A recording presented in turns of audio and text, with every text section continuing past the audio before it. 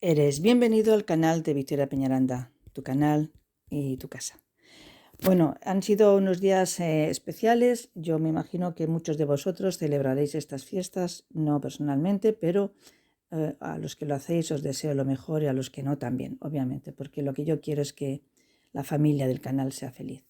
Pero ahora hay que ponerse serios porque ya estamos en el 2025 y el 2025 nos va a traer muchas sorpresas.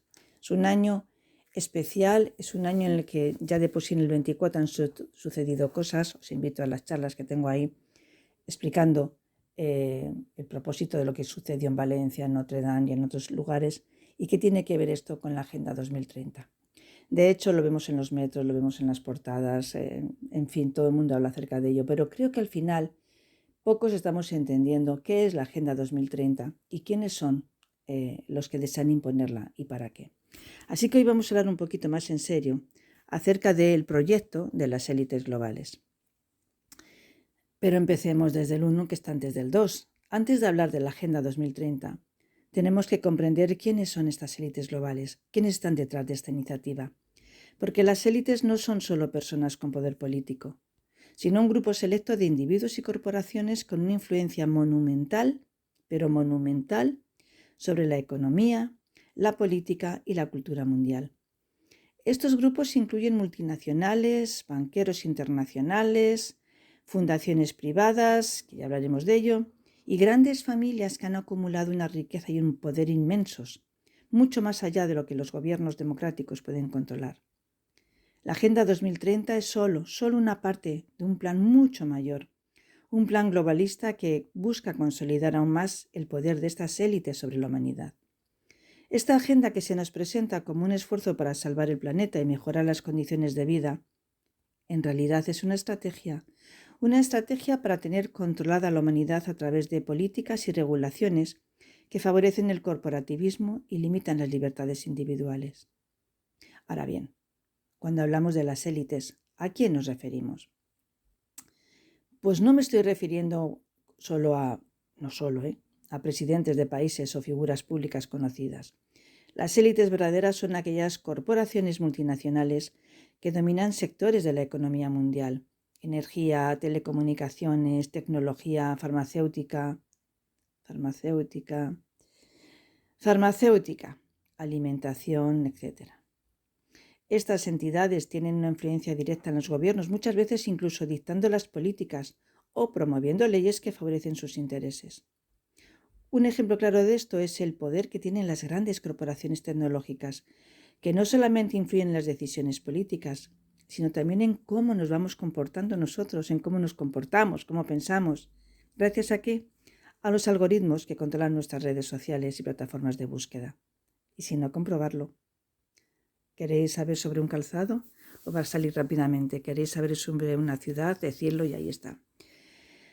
Además de las corporaciones, hay familias históricas como los Rothschild o los Rockefeller, que tienen un control profundo sobre los mercados financieros y las instituciones bancarias internacionales. Rothschilds, Rockefeller y algunos más. Estas familias, junto con grandes fundaciones como la Fundación Bill y Melinda Gates, son los que financian y apoyan iniciativas globalistas bajo la fachada de bienestar social, pero que en realidad tienen la intención de reconfigurar el orden mundial para que sigan controlando los hilos del poder. Ahora, ¿quién lo va a llevar a cabo? ¿Quién lo está diciendo? La ONU. ¿Por qué se utiliza la ONU? La ONU, fundada en el 1945, normalmente se presenta como una organización dedicada a la paz, al desarrollo y a los derechos humanos. Sin embargo, en la práctica, es una plataforma donde se imponen políticas globales que no siempre responden a las necesidades de los países, sino a los intereses de las grandes corporaciones y las élites que financian la organización. La ONU tiene una estructura burocrática enorme, con más de 190 países miembros, aunque el poder real está concentrado en unas poquitas manos, principalmente en el Consejo de Seguridad, donde los países con derecho de voto como Estados Unidos, Rusia y China tienen una influencia desproporcionada. Es aquí, en la ONU, y es ahí, donde se definen las políticas globales, y es en esa estructura donde las élites logran influenciar las decisiones que afectan a la humanidad. De hecho, la Agenda 2030 es un claro ejemplo de cómo la ONU canaliza los intereses de las élites bajo el disfraz de un esfuerzo por salvar al planeta. Pero que en realidad lo que está en juego es la creación de un sistema globalizado que otorga a estas élites un control aún mayor sobre los recursos y las poblaciones. La Agenda 2030 es el plan para controlar a la humanidad, porque de hecho esta agenda, con sus 17 Objetivos de Desarrollo Sostenible, ODS, está diseñada para ser un mecanismo de control masivo. Aunque en sus principios se promueven objetivos loables, porque lo son, ¿cómo vamos a juzgar esto? La erradicación de la pobreza, la igualdad de género. La realidad es que en la práctica se convierten en herramientas para imponer un sistema autoritario global. ¿Cómo? Un ejemplo. Uniformidad global. La Agenda 2030 busca uniformizar los sistemas económicos, sociales y ambientales de todo el mundo. Sugiere que todos los países, sin importar sus contextos culturales, económicos o políticos, deben seguir las mismas directrices. Pero es que este modelo no considera las diferencias regionales y al final suele favorecer a los países desarrollados, mientras despoja a los países en desarrollo de sus recursos y autonomía. La desigualdad oculta. Porque en nombre de la sostenibilidad y el cambio climático, se están implementando políticas que perjudican a las clases más bajas y medianas, mientras que las grandes corporaciones se benefician de la transición a energías renovables, tecnologías verdes y la economía digital. ¿Qué genera esto? Genera un sistema de clases aún más profundo, donde las élites controlan los recursos, las tecnologías, las decisiones y el resto de la humanidad queda atrapada en una economía de dependencia. La vigilancia masiva, vigilancia masiva, control de la población. Muchos de los objetivos de la Agenda 2030 se centran precisamente en la digitalización de nuestras vidas y el uso de tecnologías de monitoreo. La lengua hoy. Desde la creación de ciudades inteligentes hasta el control de los desplazamientos y el consumo de energía, todo está siendo planeado para crear un sistema de vigilancia global donde cada movimiento de las personas pueda ser monitoreado.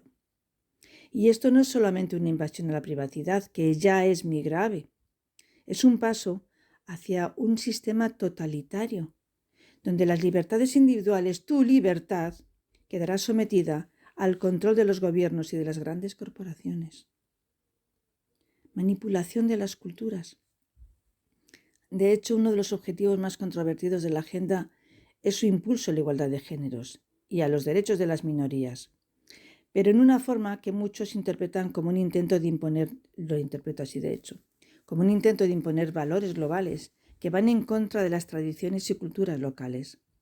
Bajo la excusa de promover la igualdad, se están socavando identidades culturales, religiones y valores tradicionales, creando un mundo uniforme, gris, donde las diferencias son vistas como una amenaza para el orden global.